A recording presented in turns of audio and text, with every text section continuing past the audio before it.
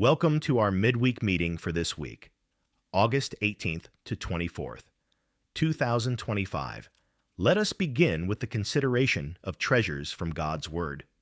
Dear brothers and sisters, we live in a world where many relationships are shallow and based on convenience.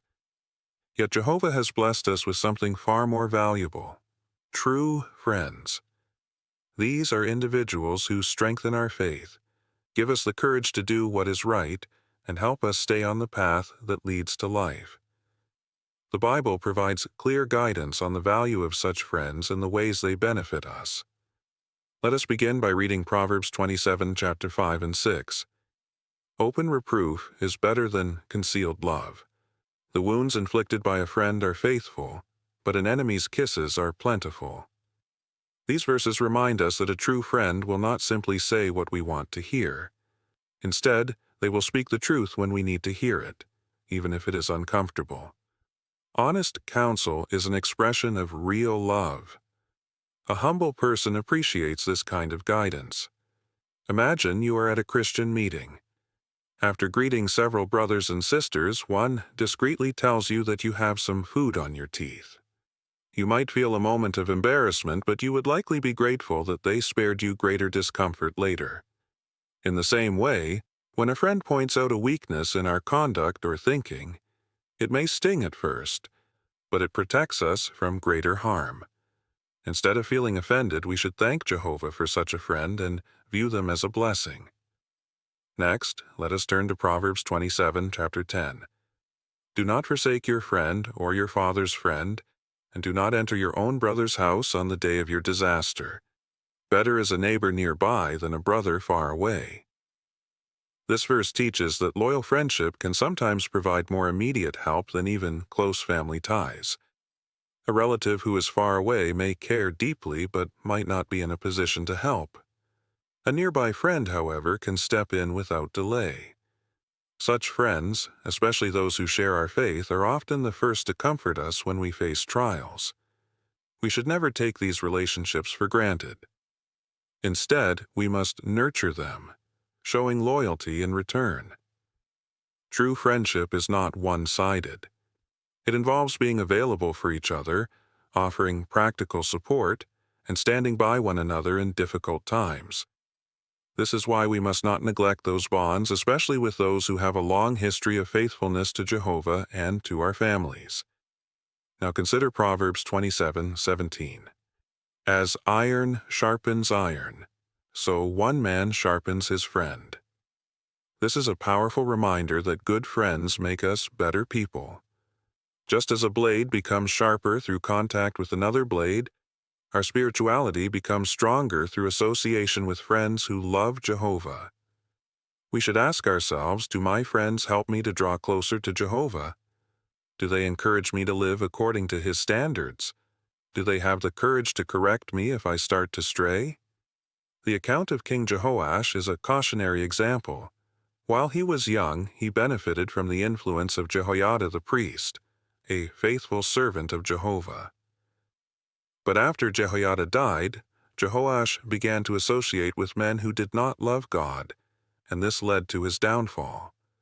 This teaches us that our choice of friends can determine the direction of our life. For young ones especially, it is important to realize that good friends are not limited to those of the same age.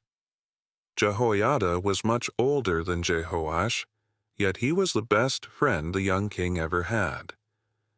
Age is not the measure of friendship. Loyalty, faith, and love for Jehovah are. Brothers and sisters, the Bible's counsel is clear. Value friends who love Jehovah. Accept their counsel with humility.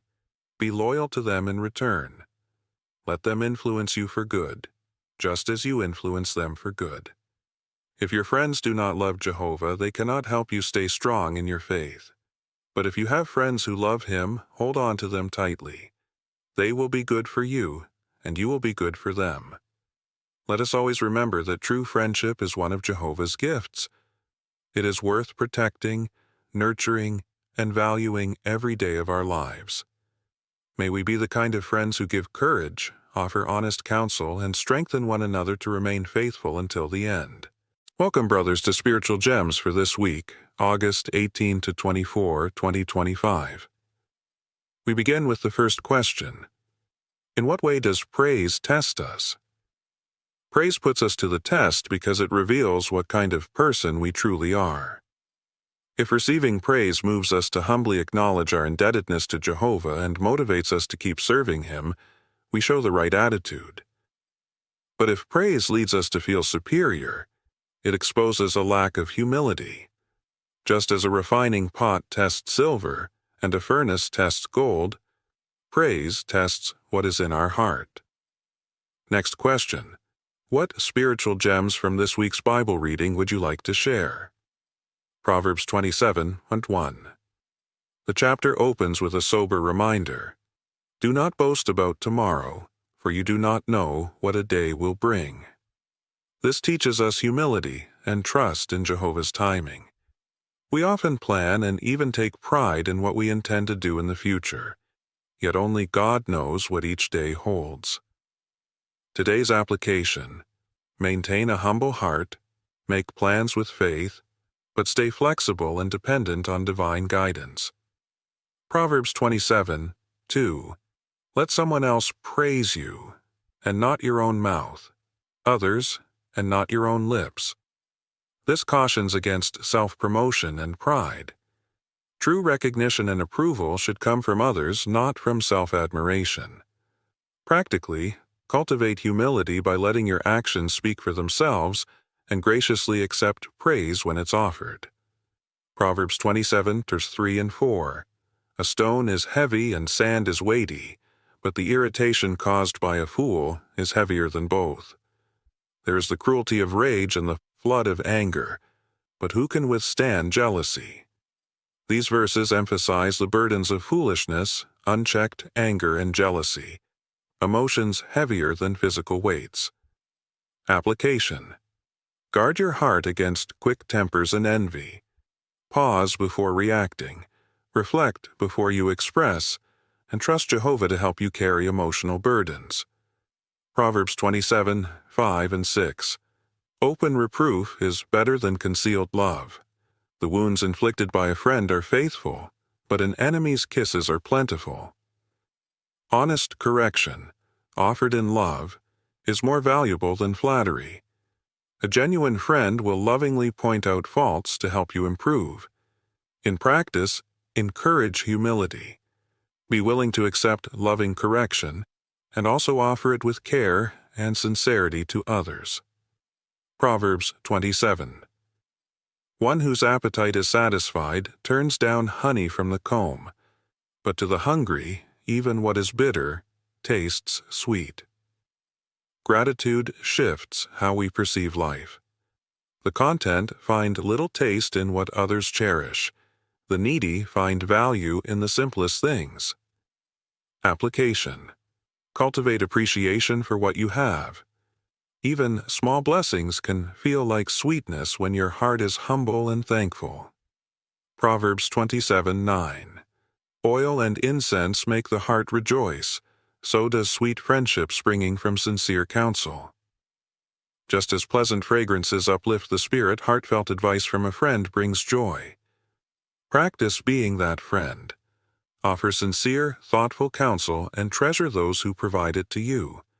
Such relationships strengthen faith and character. Proverbs 27:10.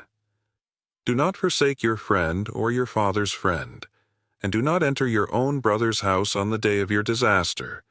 Better is a neighbor nearby than a brother far away.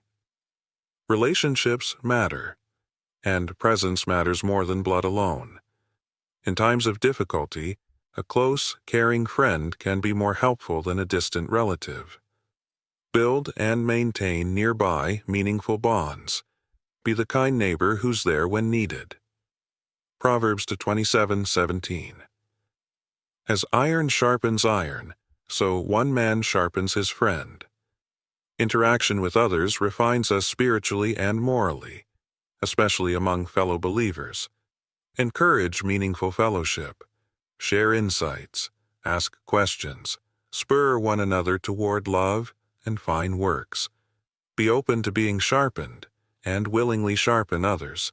Proverbs 27:19.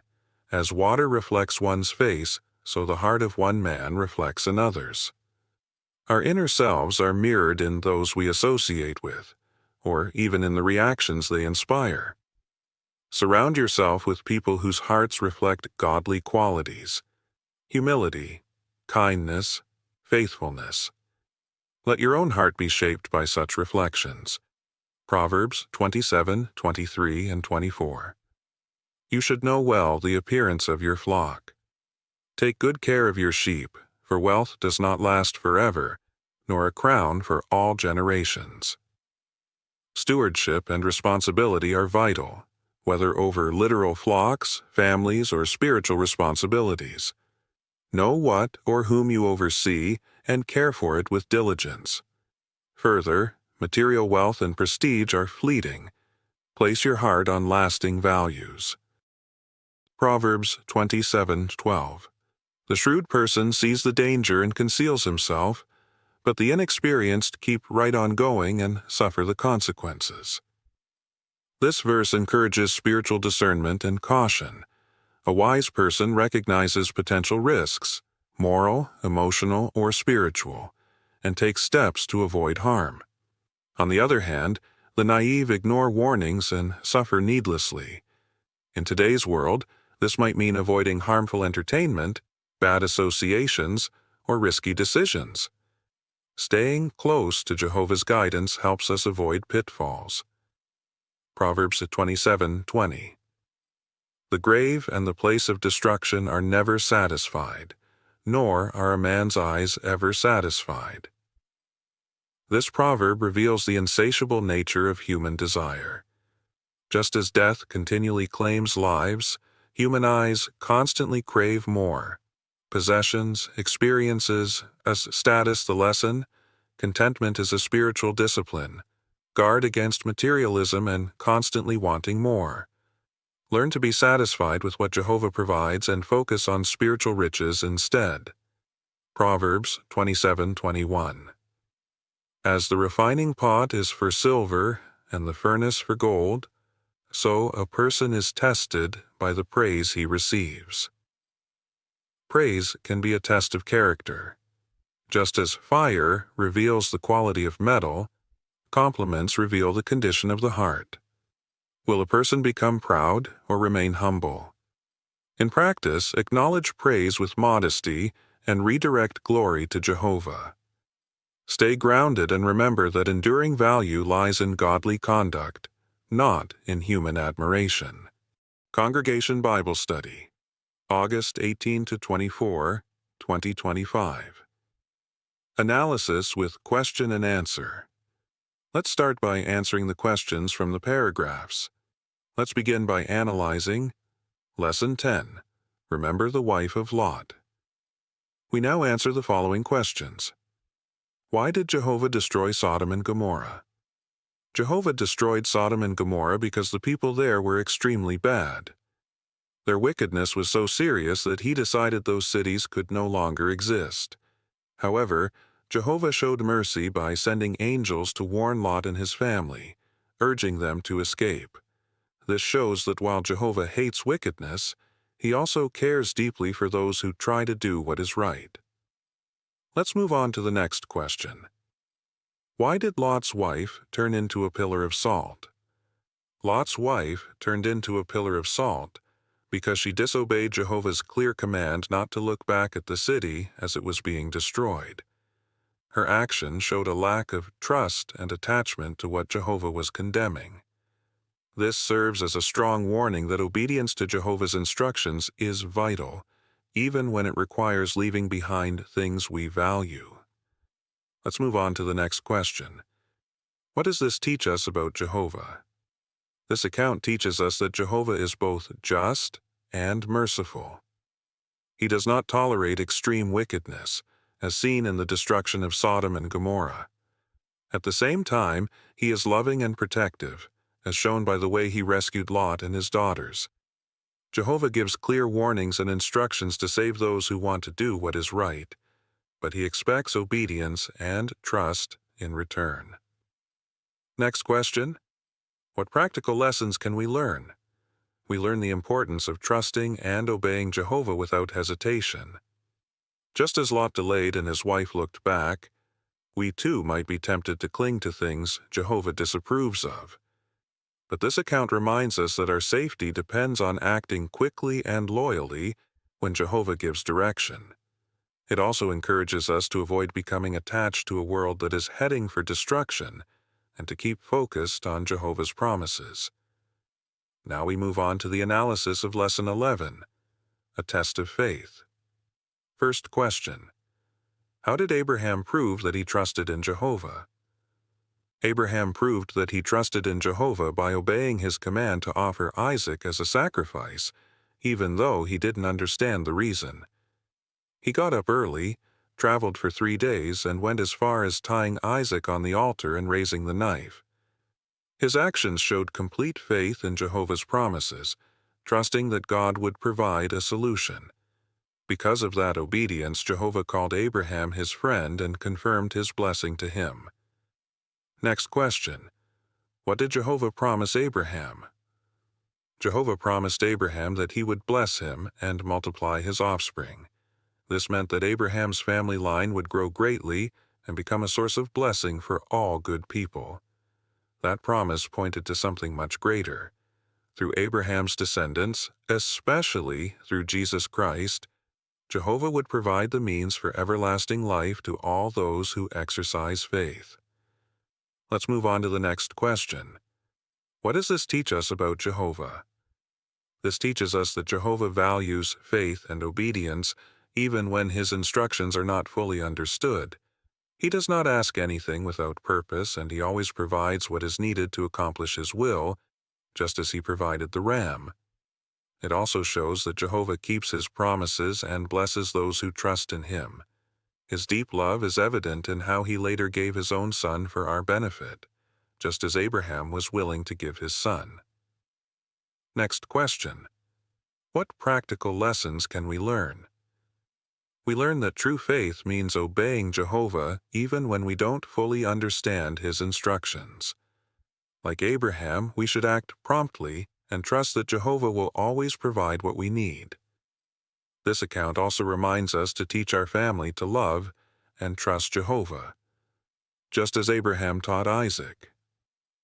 Finally, it encourages us to strengthen our friendship with Jehovah by doing whatever he asks, confident that he always rewards faithfulness.